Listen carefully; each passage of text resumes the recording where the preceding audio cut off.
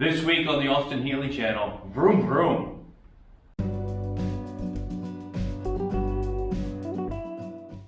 One of the great things about doing these videos and putting them online is you all won't let me get away with anything. No shortcuts, no half measures, no temporary solutions, but yeah, some of the things I've done on this are temporary, and I wanted to explain those now so to avoid any confusion. The routing of this this pipe, this vacuum tube, it goes from the carburetor around over to the vacuum advance. It shouldn't really run through here. From what I've seen, it should run down the back and behind here and over to here. However, somebody else ran it this way. That's how I found it. That's how I put it back now, because I didn't want to risk crimping this tube and then not being able to like run the engine and stuff until I figure, because I want to run the engine and hear how it sounds and be able to tune it up and make sure the head went back together right, the timing's back together right, things like that. Then I can get back in here and route this properly. One more point was that this fuel line clip should go onto to one of these bolts. I'm not sure which one. I'll have to figure that out and attach it. Other temporary solutions. The coil has just been sandblasted and put back. I have a new coil on order. So this is a temporary solution. Other temporary solutions. This over here, the generator, is painted black. I painted it black on purpose because it was just a temporary measure until I figured out if it works or not. So I have it in place to run and see if it'll work. Just on top of that, we have the fan belt. This one's pretty easy. I'm sure you all realized it. The old fan belt is falling apart, but the new one doesn't fit. I think it's because the generator is a later model. For some reason, it causes things not to line up correctly. But that leaves me in the position where I had to put the old fan belt on just to get it to work, so that it'll drive the water pump so I can run the engine and get it warmed up and tuned up. One thing that wasn't a temporary measure that somebody pointed out was this vacuum, is that this breather tube here on the air filter should line up with the breather tube on the valve cover. Originally it was put in this location, at least when I got the engine, so I had put it back. So we're gonna have to swap those around. When this is forward here, the breather tube will line up, and then there'll be a short piece of rubber tube that connects the two. I also don't have clamps on the plumbing system yet. That'll come soon, but I think it'll hold enough water to run the engine and keep it cool. It might leak a little bit, but it's just going to be water. Yeah, I think that's all the temporary measures, so we're going to get it up and running and tune it up. So this old fuel pump that came with it has come in handy. Now this is not where you'd want to mount it on the actual car, but it works rather well here. I have a bottle of gas. This hose goes down into it. This is the tube for the actual fuel line being used here first. It pumps gas, goes through the braided tube. Found a couple leaks, typical banjo joints, and down here where the float bowl attaches. But then the problem happened. Pumping gas, it starts dripping out of the jet at the bottom. So I am gonna have to take off the jet, and I'm gonna have to replace the seals that are inside the jet.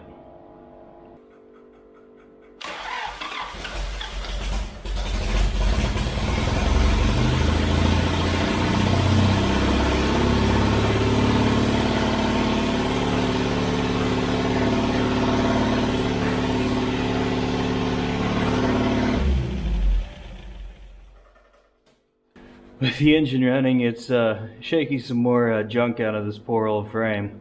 Yeah, I'm glad I changed it. So far, getting this to run has been a lot like plumbing. You put it together, it leaks, you take it apart, put it back together, it leaks a little bit, you do it again, finally it works. So you have lots of fluids. You have oil, you have gasoline, and you have water. We haven't gotten to water yet. We've gotten the fuel situation sorted out. It was leaking from down here, and I hadn't gone into the jet assembly with the new gaskets, which I should have done. However, there are certain things on these cars that have always been put out there like they're kind of scary. Centering the jets is one of those things. So I was trying to avoid going into the jets to change the gaskets because I didn't want to center them. Turns out I had to go in because it was leaking fuel. But it turns out that centering the jets isn't as big of a deal as many say it is or project that it is. That's what I'm learning about a lot of this, is that lots of people go, oh, the carburetors are so complicated. Well, there's a lot of moving parts, but they're not so complicated. Centering the jets turned out to be a lot easier than I expected. I didn't end up filming it because I didn't know what I was doing. But it's back together and it's not leaking, and that's a good thing. Just before I got it running, this hose decided to call it a day. So this is the hose that comes off and feeds the oil pressure to the oil pressure gauge. So I had forgotten to order one, or it was on back order, I don't remember which. And so without it, I can't start the engine because it just squirts out oil. So I've ended up cutting the fitting off, and there's a brass piece that goes, there's like a steel nut and a brass piece that goes in it that connects to the tube. I cut that off, I soldered up the brass, the hole in the brass, and I put it back on to create a plug. So that's where we are now, and it buys me a lot of time until I can actually get one of these. So the next thing we need to do is put some water in it and run it until it's warm. So that means another fluid that's probably going to leak.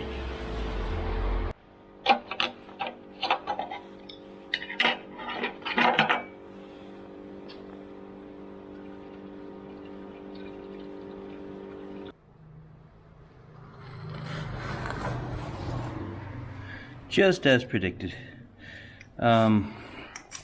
It looks like it's coming out from the bottom of the water pump right here. I don't know if you can see it in there. So I have to take the radiator off, probably have to pull the whole water pump and see what's going on there.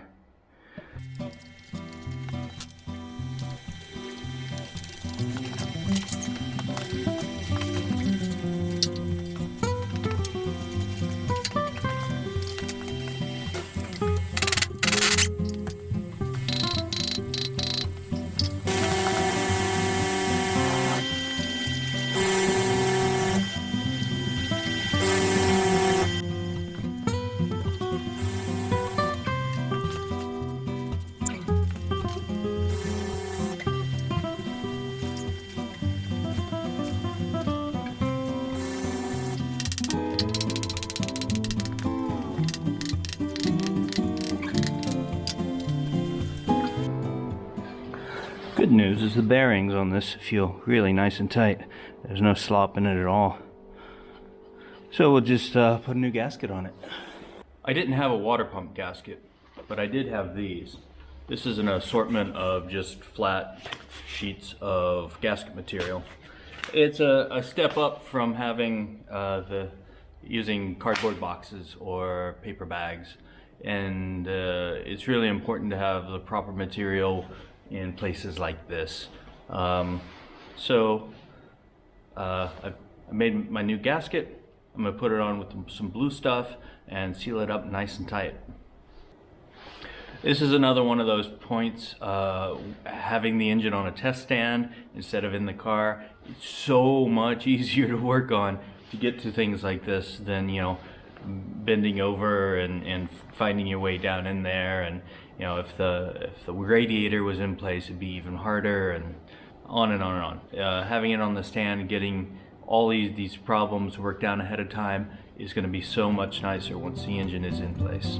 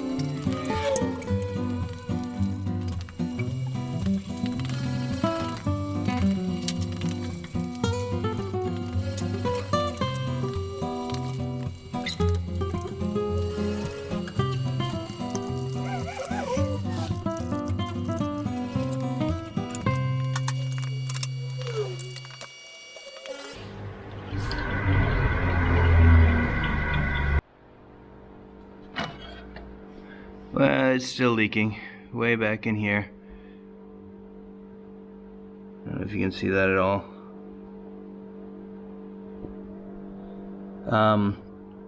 Reading online, maybe it's probably not the seal around the water pump to the block, but it's probably the seal between the shaft and the water pump.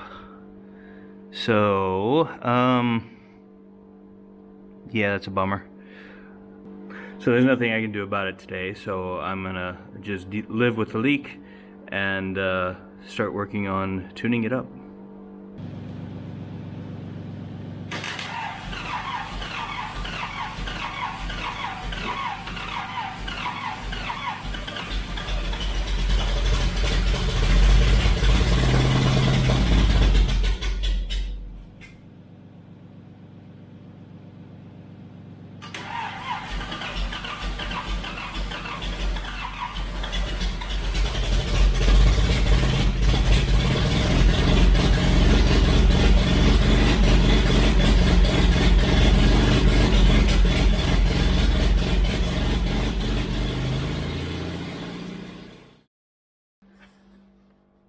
I've decided I shouldn't be holding the wires together because I need my hands to like tune and adjust things. So I did a very simple dashboard, I guess. I have positive on the frame.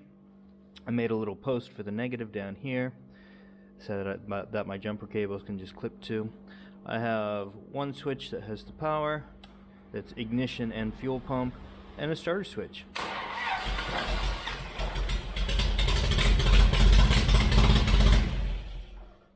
Very fancy. So before you can tune anything else, the first thing you want to do is set the timing. This is the basis for everything else. Now on the BN1s with no timing marks, this is a little bit difficult.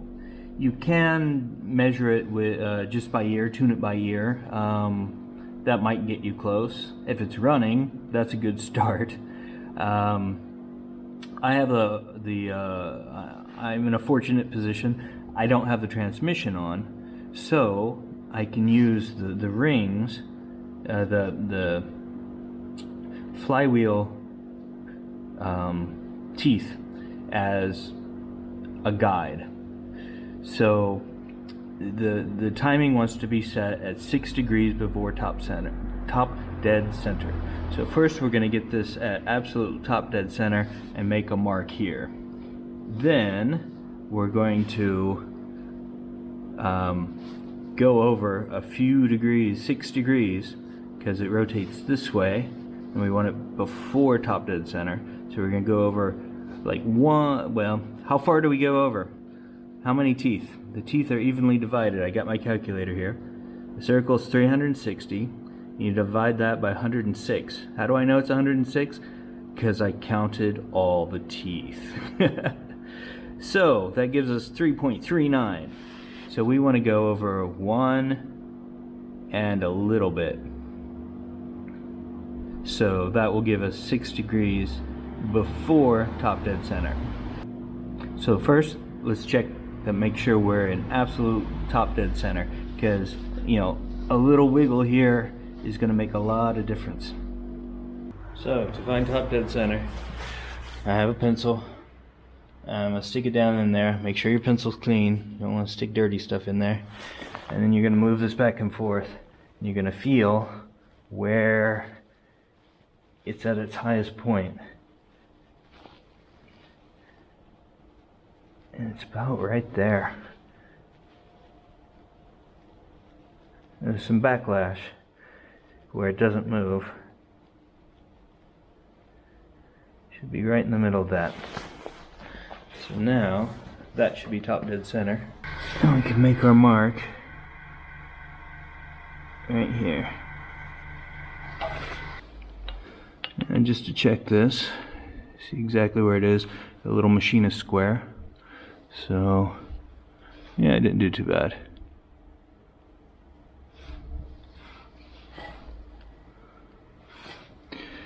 So the point we're aiming for is before top dead center. So it's going to be not this one, but like just before that one.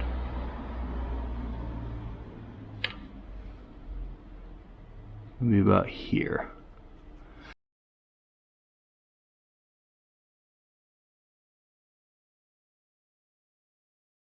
To set the static timing, we need a timing light.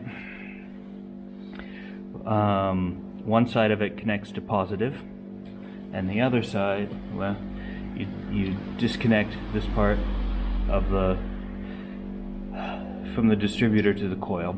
Disconnect that. You go down here and you loosen up your distributor so you're able to turn it around. Loosen it, not tighten it. Now you're able to move it. And we're close, so the light should come on, and then in this case you're going to turn it until it just goes off.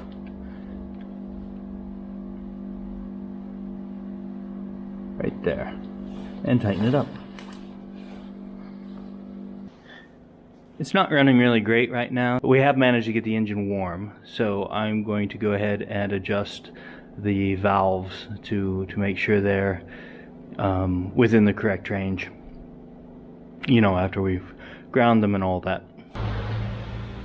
So this is just like the Season 1 or the Sprite.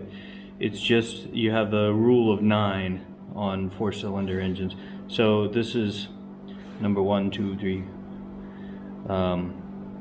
So from here, this is the one we want to, because this one is down all the way, right? We want to go 1, 2, 3, 4, 5, 6, 7, 8, 9, which happens to be the next one over.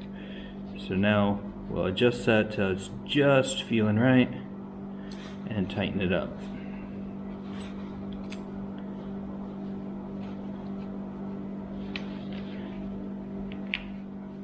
Very good. Now we keep going.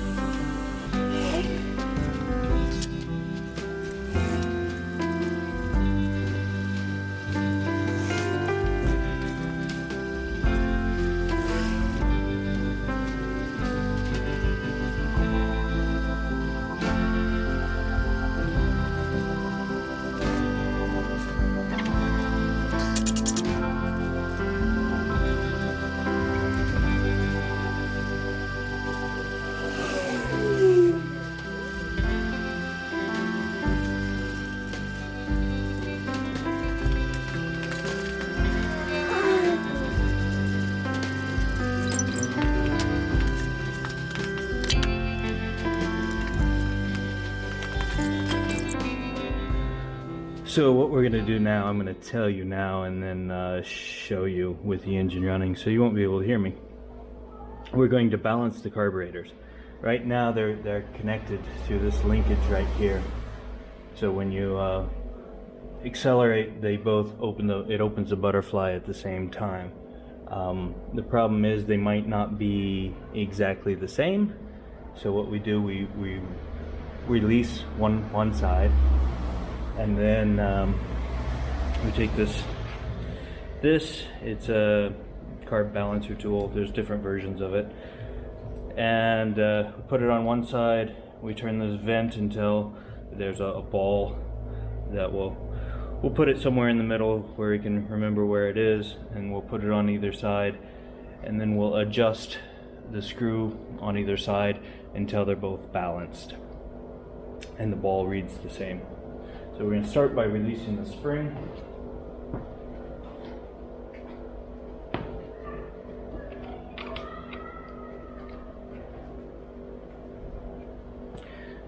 Now if we lift up one carb, only one side moves. Now we'll start it up and actually balance it.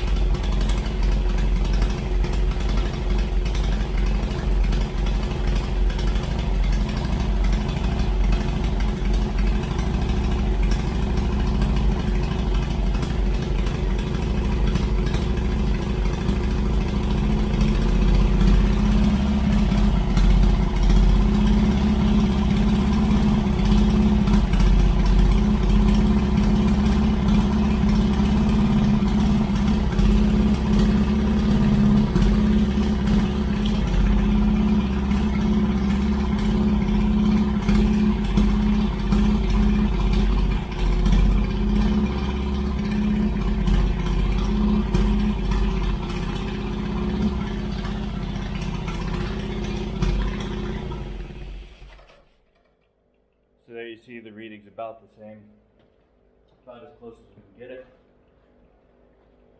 Now we're going to tighten the spring thing back up.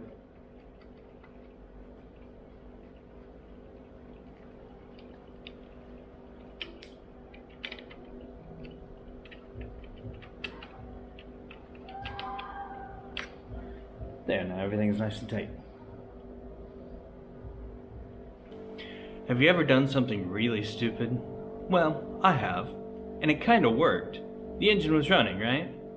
Well, what I did, the spark plugs, there's a certain order they have to go in, the firing order, and it's 1, 3, 4, 2. 1, 3, 4, 2. So I wired up the spark plugs. 1, 3, 4, 2. This way. But it turns out the distributor runs anti-clockwise or counterclockwise. So I'm pretty amazed that it ran. It didn't run very good, but I kept going around trying to figure out why there was kind of a misfire thing going on. And eventually I got to the point where I realized that I had made this simple mistake. So it happens. You're gonna make mistakes on your projects as well, and just admit to them. You know, this is kind of a life philosophy. Make your mistakes, learn from them, and move on.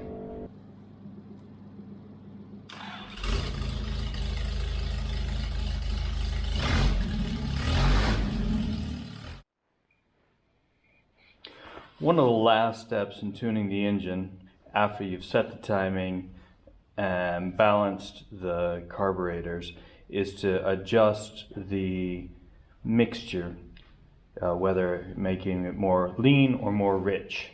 There's a couple ways to do this. The way I like to do it is with a color tune kit. It gives you an accurate view of what's going on in the engine. One carburetor, your front carburetor is mostly going to control these two. Your back carburetor is going to control these two. So we're going to take the spark plug out, number one. Then we have this special little spark plug.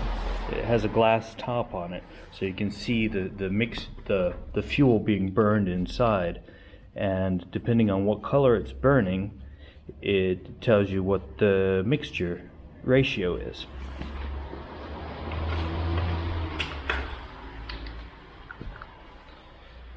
So with that screwed in, we have to tighten it up a little bit. Don't go crazy. Has a special adapter for your socket. Then it gets this adapter, to lengthen it.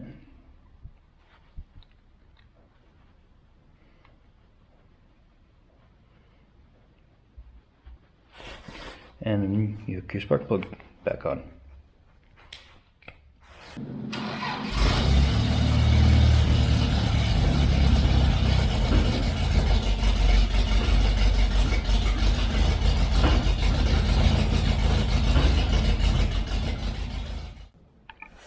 If you follow the instructions on the back, if it's burning yellow, that means it's way too rich. If it's blue, that's what you want. And somewhere, between light blue and dark blue. So, and on these carbs, to adjust them, let me show you how to do that. On the bottom of the carb there's a adjustment screw right here. Actually, it pulls in and out this right here, which is the where the needle goes in. And when it goes down, it makes it more rich. It's like pulling up the choke. The choke actually lowers that and makes it more rich. So that just sets, how rich or how lean it is. Just like that. So now that we've done the front side, we'll move the color tune to number 4 and check number 4. So while editing the video, I realized that I'd put this bracket on backwards. So I came out to the shop and switched it around. With it in this position, when you lift up the throttle, the choke here, it allows more movement in this arm, and that allows this to move the throttle. And there's a screw here. It's your fast idle adjustment. So when you pull the choke just a little bit, it increases the throttle. When you pull it even further, it increases the richness of the fuel mixture. So there's 2 steps to choking your engine, and with this bracket on backwards, it wasn't allowing it to do that. So now it should work much better. I'm pretty happy with where we are right now. I've color tuned both the carburetors. Well, let's review. I've gone through, set the timing. After the timing was set, I balanced the carburetors. After the carburetors were balanced, I did a color tune. And now it's running pretty sweet.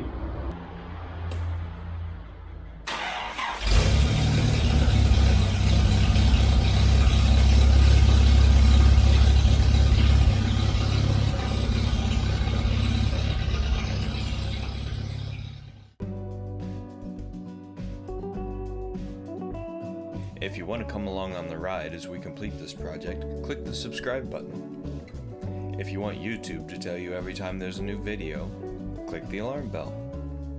Thanks for watching, and your support is very much appreciated.